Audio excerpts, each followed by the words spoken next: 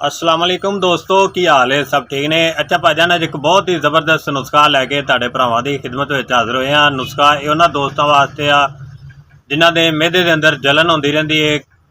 खाना खाण तो बाद जिहड़ा ना खाना हाजमा नहीं होंदा और मिहदे दे अंदर जलन वगैरह शुरू हो जाती है और मिहदे दे अंदर जिहड़ा ना तेज़ाबियत बनदी है, गैस बनदी रहिंदी है और सीने दे अंदर जलन होंदी रहिंदी है। उन्हां वास्ते बहुत ही ज़बरदस्त नुस्खा अज इस वीडियो के अंदर असीं दसांगे।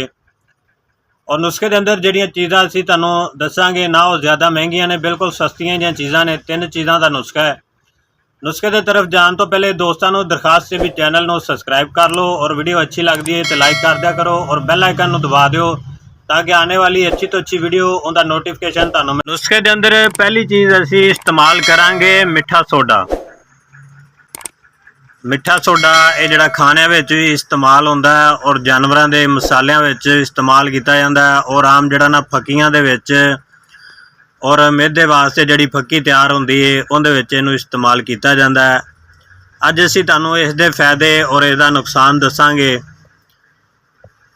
मिठा सोडा जिहड़ा तुसीं 50 ग्राम लेना है और चीनी 50 ग्राम और इसदे नाल सद पुदीना जिहड़ा आधा चम्मच सुबह और शाम खाने तो बाद तुसी इस्तेमाल करना है। जिहड़ा नुस्खा ही तुहानूं दस्सिया है तुसी 2 चीज़ां जिहड़ियां बराबर वजन लैनियां, चीनी और मिठा सोडा और सद पुदीना जिहड़ा वो तुसी 5 ग्राम लेना है। अगर इहदा ही तुसी वजन कम भी करना चाहो तो वजन घट भी कर सकते हो, अगर पूरा बनाना चाहो तो पूरा भी बना सकते हो।